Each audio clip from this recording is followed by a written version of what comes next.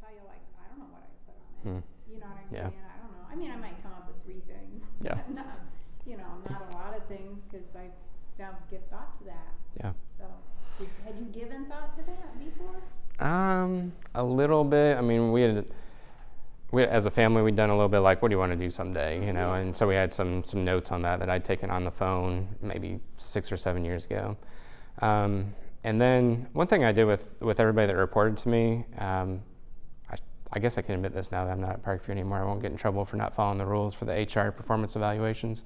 But instead of doing performance evaluations, when they still used to be like when you used to have to rate people and give them a score, you're a 4.4. Like that's so belittling to give somebody a score like that. So I strayed away from that before then Parkview eventually was like, yeah, let's just do away with that altogether. But what I asked my coworkers to do was to come to that annual check-in and answer the question someday, or complete the sentence, someday I want to, with a blank, to complete that sentence 3 times, and then to tell me about it as their leader. Because I believed, of course I believe myself as a good leader, right? So I thought it only is going to help you if your leader is aware of the things you want to do, because maybe something will come across my desk that I'll know, oh, so-and-so wants to do that someday. So we'd done some work with our staff, actually, that was bucket list-ish. And I have to tell you some of those because they're hilarious. Now, some of you know some of our chaplains, so I won't attach any names to these, but we had one chaplain who wanted to own a Ford Mustang. And immediately he was like, but that's selfish. That's a carnal desire. I should not want that. And it's like, you need to have a car. There's nothing wrong with wanting to have a particular car. And about 6 months later at our annual retreat, he drove up in his Ford Mustang, which is pretty great. I think it was important for him to say it out loud. We had another chaplain who said, I'd like to memorize my wife's phone number. I said, and your wife would probably like that too if you memorize her phone number. Another one said, I want to take a motorcycle trip out west. And I could tell you who she is because she did it and took time away. Diana Toysh, if any of you ever run across Diana. She took 3 weeks off and did a motorcycle. She's not quite retirement age, but she's not exactly a spring chicken either, and she said, you know what, this might be my last chance. And she and her husband, who's definitely not a spring chicken, Dean's about 12 years older than she is, and they got on a motorcycle, and for 3 weeks they drove the western United States. And I think for her, did I help her make that happen? I mean, kind of. Like we said, okay, we'll find a way for you to take 3 weeks off work, which is a challenge, but she planned it like a year and a half in advance. That helps. But I think for her, just saying it out loud and then having somebody take her seriously. And then the question I always asked, and I would ask of you, if things are coming to your mind for bucket list, is what's your next step right now today? Like if you have a bucket list idea of I want to go to Italy, you can't do that this afternoon. Sorry.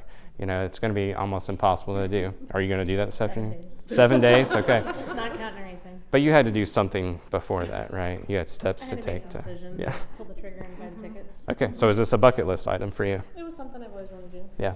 So can you think all the way back to what was your first step or some of the early steps? Well, it's a backstory. I turned 40 the week after I come back. Okay, so this is around the 40th, yeah. Mm-hmm. Supposed to be Florida, and then it switched to Nashville, and then we said, what we're paying locally, why not go overseas and do something big? So. Okay. How long will you be there? 10 days. 10 days, nice. Mm-hmm. So your first step was, I'm going to do something for my 40th. Yeah. Okay. Mm-hmm. And then it kind of morphed around, and We'll do something big for the same amount of money. We can do something small. Yeah. So. Yeah, because staying overseas and flights are not that expensive. Nope. Yeah. So are you surprised how accessible that was to you in the end? Yeah. Yeah. Mm-hmm. Yeah. So, I mean, I always use Visit Italy as like the example of something somebody's going to have for a bucket list. Here we got, you're sitting in the front row and you're about to do it. But I think what maybe you would tell the rest of us is like it was doable. Yeah. I mean, it's not crazy. Yeah. It's probably not going to cost you $1 million to go. You're going to have to set some money aside. Super reasonable. Yeah. So when you're thinking about those things, whatever that is, instead of thinking like, I'll never be able to do that, think to yourself, what would be the next step I would have to take to do that? Maybe if you're sitting here thinking, Visit Italy is one of mine, there's somebody you could have a conversation with immediately afterwards to learn a little bit about what she's experienced, and then follow her on social media and see all of her amazing pictures, and that sort of thing. And that's a step that you could take today to start affirming your inner desire and who you are and that sort of thing. Other thoughts on bucket list before we go on? Or questions on bucket list? Anybody else working on one right now? Does anybody else have a bucket list kind of compiled? Oh, come on. Nobody just got a bucket list. One after you talked about Thank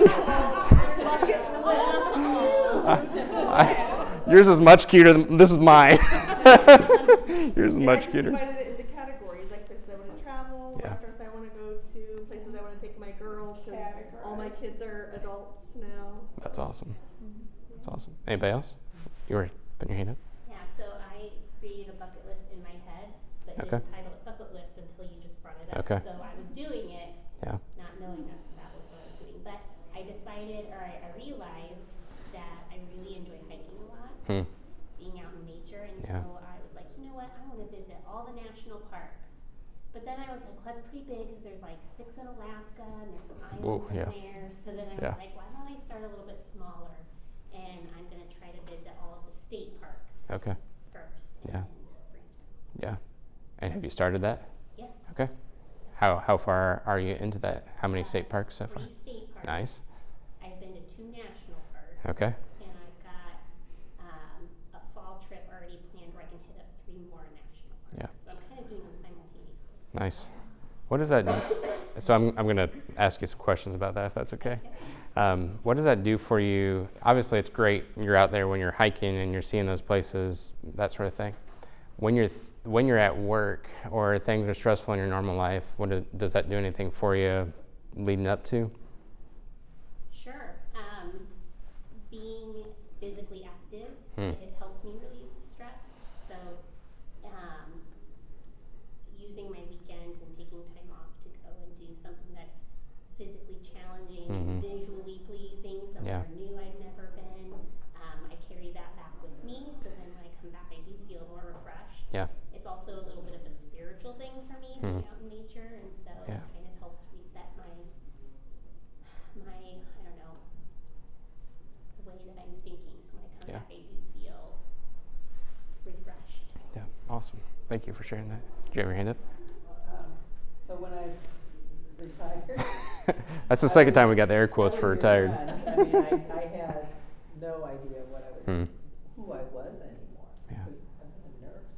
Right. And so a friend of mine gave me the lead to Matthew Kelly's Rhythm of Life. Oh, yeah. And so I made a bucket list for professional, personal, spiritual, and I've done some of the things on it. Yeah. And so what you two have done is similar to what, I think that's a good way to do it. This book kind of does the same thing, like takes it in categories or sections. I would have never got to 81, and I'm still not sure I'm going to be able to get to 100 like he wants us to, but without those frameworks, propelling you forward. Option number 5, draw boundaries, eliminate energy suckers. This is a long conversation that's highly personal for everybody, and like not just for me, like for you guys. If I were to ask you what your energy suckers are in here today, you might not really want to say that out loud, like what's really draining your energy. I want to talk a lot more about that, but I also want to respect our time. So this is a big deal, though. Pay attention to how do you draw boundaries, what things are really draining your energy, and then renegotiating some of those contracts with yourself. Option 6, developing some mantras. These top 2 were mine when I was in burnout. Things can change at any time, and you know what? They did, and changed a variety of ways, in a lot of different ways. This too shall pass is, of course, a tried and true one. Kristen likes, I've survived 100% of my bad days, of my worst days. I always get it wrong. Is it worst days or bad days? Worst days. Okay, she'll get mad at me if I don't get it right there. So 100% of my worst days. A recent mantra that I've espoused and I've heard other people say too is, it's not my job to save the world. It's not my job to save the world. So maybe that's one that you can carry with you too. And then last but not least, of course, combined. I think what we do a lot of times when we're in burnout is we just sort of sprinkle our complaints about it all over people all the time. Like, can you believe this? Blah, blah, blah, that sort of thing.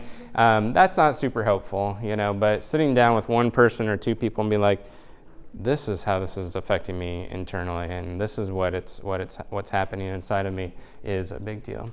So the final step, the way to cap this off, and then we'll do our 2 reviews and be just about done here, is self-forgiveness. So remember when we talked about that nurse having to do CPR on a patient that she knew there was really not a good reason to do CPR on that patient.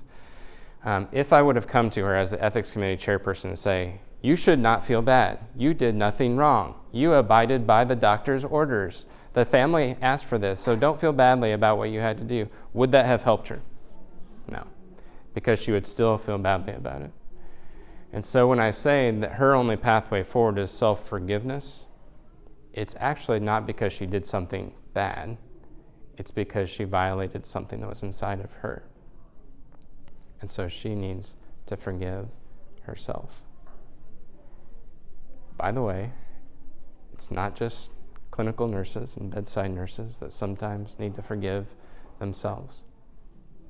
Perhaps you have made what you look back in retrospect as mistakes as a leader. If you haven't, then you should have been the one talking this whole time. We listened to you and hear how you go mistake-free as a leader. Or decisions you made that you regret.